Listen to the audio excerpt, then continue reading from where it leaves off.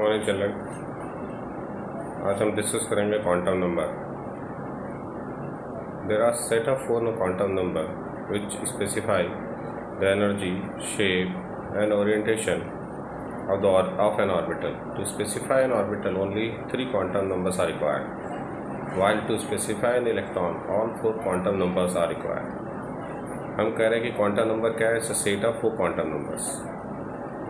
वो क्या करता है? स्पेसिफाई कर रहा है किसी भी एक ऑर्बिटल की एनर्जी को, साइज को, शेप को एंड ओरिएंटेशन को। अगर हम किसी भी ऑर्बिटल को स्पेसिफाई कर रहे हैं तो we need only 3 quantum numbers, लेकिन अगर हम इलेक्ट्रॉन को स्पेसिफाई करना है, in that condition we have to use all the 4 quantum numbers.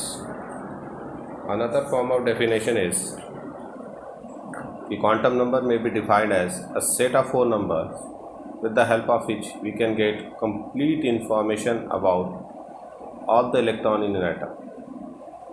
मतलब वो 4 सेट ऑफ नंबर जो हमें कंप्लीट इन्फॉर्मेशन देते हैं किसी भी इलेक्ट्रॉन के बारे में इन एटम, चाहे लाइक उसका लोकेशन, उसकी energy, the type of orbital occupy, shape and orientation of the orbital is called quantum number. तो there are 4 quantum numbers. First is a principal quantum number, second is a azimuthal quantum number, third is a magnetic quantum number, and fourth is a spin quantum number. Principal quantum number represented by N, azimuthal represented by L, magnetic quantum number represented by ML, and spin quantum number is represented by MS. So there are 4 quantum numbers जो हमें क्या दे रहे हैं? Complete information दे रहे हैं about the orbital as well as the electron present in an atom. तो सबसे पहला हमारे पास जो है प्रिंसिपल क्वांटम नंबर है, ठीक है, most important quantum number, because वो हमें क्या बता रहा है अबाउट द एनर्जी लेवल और द शेप, जिससे कि इलेक्ट्रॉन रिप्रेजेंट करता है, जिसमें रहता है। इसको हम डिनोट करते हैं, this is denoted by the n. किस वैल्यू से डिनोट कर रहे हैं हम उसको? एन से डिनोट कर रहे हैं। एन शुड बी 1 2 3 4 5 6, ठीक है। They are also designated as K, L, M, N, O, P, ठीक है। K means first shell, L means second shell, M means third shell, N means fourth shell, O यानी fifth shell। उसके बाद अगर हम देखें तो it identifies the shell, determine the size and the energy of the orbital। यानी हमें क्या बता रहा है? About the average distance of electron from the nucleus, ठीक है। तो वो जो साइज होता है यानी एवरेज डिस्टेंस का मतलब साइज इलेक्ट्रॉन क्लाउड को बता रहा है कहाँ पे होगा। फिर hydrogen and hydrogen like atom, उसकी एनर्जी जो होती है शेल की, वी कैन कैलकुलेट, और वो फार्मूला जो हम पहले भी पढ़ चुके हैं, ई एन। कौन सा फार्मूला पढ़ा था हमने? E n equal to -2 pi square m e to the power 4 upon n square and h square, ठीक है। m is a mass of electron, e is a charge on electron, n is a number, integer, a shell, और h is a Planck's constant, तो by which we can calculate the energy, ठीक है। और energy का order we know that k सबसे ज़्यादा lowest energy होगी, और उसके बाद अगर हम एनर्जी का ऑर्डर देखेंगे तो हमको पता है कि k, then l, then m, then n, और उसके बाद o। तो इसी ऑर्डर में एनर्जी क्या करती है? इंक्रीज करती चली जाती है। क्लियर? उसके बाद देखिए तो number of orbital, number of orbital को हम कैलकुलेट कर सकते हैं with the help of principal quantum number. तो number of orbital is equal to n square. Number of orbital किसके इक्वल होता है? एन स्क्वायर के इक्वल होता है, ठीक है। And maximum number of electron जो किसी भी ऑर्बिटल में अकोमोडेट होते हैं वो 2n स्क्वायर होते हैं, ठीक है। तो यहाँ पे अगर हम गौर से देखें तो शेल कितने हो गए हमारे पास? शेल है, ये देखो हमारे पास क्या है? शेल है। शेल इज अ के, एल, एम, एन, यानी फर्स्ट शेल है के कहलाता है, सेकंड शेल एल कहलाता है, थर्ड शेल एम कहलाता है, फोर्थ शेल एन कहलाता है। टोटल नंबर ऑफ ऑर्बिटल कितने हो सकते हैं? N square. Total number of maximum number of electron हो सकते हैं 2n स्क्वायर। तो के में नंबर ऑफ ऑर्बिटल क्योंकि 1 है, 1 का स्क्वायर 1 आएगा, नंबर ऑफ इलेक्ट्रॉन कितने हो जाएंगे? 2 × 1 स्क्वायर यानी 2। सेकेंड शेल है, सेकेंड शेल का नाम क्या है? एल है, उसमें कितने ऑर्बिटल होंगे? 2 का स्क्वायर यानी 4, और इलेक्ट्रॉन हो जाएगा 2 × 2 का स्क्वायर यानी 8। Third shell total orbital 9, electron 18, and fourth shell total number of orbitals 16 and electron should be 32. तो by the use of principal quantum number हम इतनी सीधी बता सकते हैं। क्लियर। अब आइए नेक्स्ट है हमारे पास azimuthal quantum number. Azimuthal quantum number को हम किससे रिप्रेजेंट करते हैं? Is represented by the small L.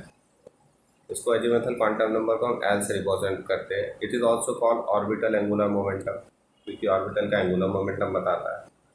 ठीक है, यानी जो angular momentum of the electron in an orbital बताता है। सब्सिडरी क्वांटम नंबर, सहायक क्वांटम नंबर, क्योंकि प्रिंसिपल के बाद ये सेकेंड में मोस्ट इंपॉर्टेंट क्वांटम नंबर है। क्या क्या बता रहा है? It identify subshell. क्या आइडेंटिफाई कर रहा है? सबशेल को आइडेंटिफाई करता है। Determine the shape of orbital, साथ में क्या बताता है? हमें शेप ऑफ ऑर्बिटल बताता है। फिर उसके बाद it determines energy of orbital in multi electron atom along with the principal quantum number and orbital angular moment. ठीक है, यानी ये हमें क्या बताता है? Relative energies of various subshell बताता है। शेप बता रहा है बहुत अलग अलग सबशेल के present within the same principal shell. एक प्रिंसिपल शेल में जो सबशेल प्रेजेंट होते हैं उनके बारे में हमें बता रहा है, उनके शेप और साइज के बारे में बता रहा है। आगे बात समझ में? इतनी चीज़ें हमें किससे पता चलती है? एजीमुथल क्वांटम नंबर से हमें पता चलती है। अब हम बात करते हैं कि एजीमुथल क्वांटम नंबर कितने होंगे और ऑर्बिटल को हम कैसे डिफाइन करेंगे। ठीक है, तो हमारे पास जो ऑर्बिटल को डिफाइन करने के लिए है, the number of orbital in a subshell, किसी भी सबशेल में कितने ऑर्बिटल होंगे वो हम आइडेंटिफाई कर सकते हैं with the help of formula 2l+1। किससे हम कर सकते हैं? 2l+1 से। ठीक है, और किसी भी शेल में कितने सबशेल होंगे n को हम निकाल सकते हैं किससे? 0 to n-1 के फार्मूले से। किससे निकाल सकते हैं? 0 to n-1। ठीक है, और जो टोटल नंबर ऑफ सबशेल होंगे वो हमेशा इक्वल होंगे किसके? जो प्रिंसिपल क्वांटम नंबर है उसके। यानी अगर सेकेंड शेल में होगा तो टोटल सबशेल 2 होंगे, थर्ड शेल में टोटल सबशेल 3 होंगे, फोर्थ शेल में जाएंगे तो टोटल सबशेल 4 होंगे। और उसकी वैल्यू को हम डिफाइन कर सकते हैं किससे? 0 to n-1 से टोटल नंबर ऑफ सबशेल, और टोटल नंबर ऑफ ऑर्बिटल किसी सबशेल में होंगे वो किससे निकालेंगे हम? 2l+1 से। देखिए सबशेल हर एक वैल्यू जो होती है एल की, वो पर्टिकुलर सबशेल को रिप्रेजेंट करती है। जैसे कि अगर हमने एल लिखा है कितना, एल की वैल्यू 0 से स्टार्ट होती है। 0 है तो वो एस सबशेल को बताएगी, 1 है तो वो किसको बताएगी? पी सबशेल को बताएगी, 2 है तो किसको बताएगी? डी सबशेल को, 3 है तो किसको बताएगी? एफ सबशेल को, 4 वैल्यू ऑफ एल है तो किसको बताएगी? जी सबशेल। अब अगर हम नंबर ऑफ ऑर्बिटल निकालें इस फार्मूले से 2l+1 से, तो 0 है तो 2 × 0+1 तो कितने ऑर्बिटल होंगे? 1 होंगे। फिर इसमें कितने ऑर्बिटल होंगे? तो 1, तो 2 × 1+1, क्योंकि इस फार्मूले में रखेंगे तो क्या होगा? एल की जगह 1 रखेंगे तो 2 × 1 2 + 1 3 आ जाएगा। ऐसे अगर हम 2 रख दें तो 2 × 2 + 1 यानी कितना आ जाएगा? 5 आ जाएगा। ठीक है ना। अब यहाँ पे अगर हम रख देंगे तो कितना हो जाएगा? ये हो जाएगा 2l+1 यानी कितना हो जाएगा? 2 × 3+1 तो कितना हो जाएगा हमारे पास? 3 × 6 और 7, तो ये 7 आ गया। तो इसके बेस पर हम निकाल सकते हैं। अगर हमने एल रखा है यहाँ पे, एल कितना हमारे पास? 4, तो इस फार्मूले में हम रख देंगे तो क्या हो जाएगा? 2 × 4+1 यानी हमारे पास कितना आ जाएगा? 9 आ जाएगा। तो यही वो कह रहे हैं कि with the help of number 2l+1 we can calculate the orbital in present in a subshell, and with the help of this we can identify what is the symbol, या हम कह सकते हैं सबशेल का डेजिग्नेशन क्या होगा। Clear है। उसके बाद एनर्जी की अगर हम बात करें जो किसी भी सबशेल में प्रेजेंट होती है, तो जैसे जैसे न्यूक्लियस से दूरी बढ़ती चली जाती है वैसे वैसे उसकी एनर्जी भी क्या होगी? बढ़ती चली जाएगी। ठीक है, तो अगर हम बात करें एनर्जी की, तो energy of the different subshell present within the same principal shell की अगर हम बात करें, तो हमारा जो ऑर्डर होता है एनर्जी का वो होता है एस, उससे ज़्यादा पी, उससे ज़्यादा डी, और सबसे ज़्यादा किसकी एनर्जी होती है? एफ की एनर्जी होती है। ठीक है, number of electrons S subshell में कितने हो सकते हैं? तो एस सबशेल में एक ही ऑर्बिटल है तो यहाँ नंबर ऑफ इलेक्ट्रॉन कितने होंगे? 2 होंगे। यहाँ पे 3 ऑर्बिटल है तो number of maximum number of electron possible कितने होंगे? 6, यानी पी सबशेल में कितने हो सकते हैं? 6 इलेक्ट्रॉन। डी में कितने ऑर्बिटल है? 5, तो 5 में 2 का मल्टीप्लाई करो तो कितना इलेक्ट्रॉन हो सकते हैं? 10 इलेक्ट्रॉन, क्योंकि एक ऑर्बिटल में मैक्सिमम 2 इलेक्ट्रॉन रह सकते हैं। एफ में कितने इलेक्ट्रॉन हो सकते हैं? 14 इलेक्ट्रॉन। एंड जी में कितने इलेक्ट्रॉन हो सकते हैं, तो टोटल हो सकते हैं 18 इलेक्ट्रॉन। तो ये electron number of electron possible है। एस में 2 इलेक्ट्रॉन, ई में मैक्सिमम 6 इलेक्ट्रॉन, डी में मैक्सिमम 10 इलेक्ट्रॉन और एफ में मैक्सिमम 14 इलेक्ट्रॉन। क्लियर है। उसके बाद अगर हम चले तो एक और चीज़ है जो हमने कहा, एंगुलर मोमेंटम को हम डिफाइन कर सकते हैं इलेक्ट्रॉन। तो उसका फार्मूला हमारे पास होता है, सॉरी इसका फार्मूला होता है under root l into l plus one, ठीक है, एच अपॉन 2 पाई। ये हमारा फार्मूला है, under root l into l plus one h upon 2 pi. ये किसका फार्मूला है, एंगुलर मोमेंटम का। Angular momentum of the electron in an orbital. इससे हम एंगुलर मोमेंटम निकाल सकते हैं किसी भी इलेक्ट्रॉन की एक ऑर्बिटल के अंदर, जो किस पे डिपेंड कर रहा है, केवल एल पे डिपेंड कर रहा है। समझ गए बात को। इसका मतलब है यहाँ ध्यान रखिए कि अगर किसी भी सब शेल का कोई भी पर्टिकुलर सब शेल है, जैसे 1s है, 2s है, 3s है, 4s है, उनके लिए एंगुलर मोमेंटम की वैल्यू क्या होगी, सेम आएगी। क्लियर। नेक्स्ट आइए हमारे पास क्या है, magnetic quantum number. Magnetic quantum number हमें क्या क्या बताता है। मैग्नेटिक क्वांटम नंबर हमें बताता है, it gives the information about the special orientation of orbital. ये हमें क्या बता रहा है, ओरिएंटेशन ऑफ ऑर्बिटल बताता है। ओरिएंटेशन ऑफ ऑर्बिटल का मतलब होता है, किसके बारे में बता रहा है, ये ऑर्बिटल यानी इलेक्ट्रॉन क्लाउड के बारे में बता रहा है हमें। कंप्लीट इन्फॉर्मेशन दे रहा है ओरिएंटेशन यानी इलेक्ट्रॉन क्लाउड के बारे में। ठीक है, बात आगे समझें। और इसको हम किससे रिप्रेजेंट करते हैं, एम से। किसी भी सब शेल के लिए टोटल वैल्यू ऑफ एम कितनी होती है, 2l+1 होती है। और दूसरा उसका हम बताने के लिए जो वैल्यू यूज़ करते हैं, -l, 0 से लेके +l। तो किसी भी l की वैल्यू के लिए वी कैन जस्टिफाई कि how many orbital should be there. Orbital तो हमने पहले निकाली है 2l+1 से। ठीक है, उसके अलावा ये हमें क्या क्या बता सकता है।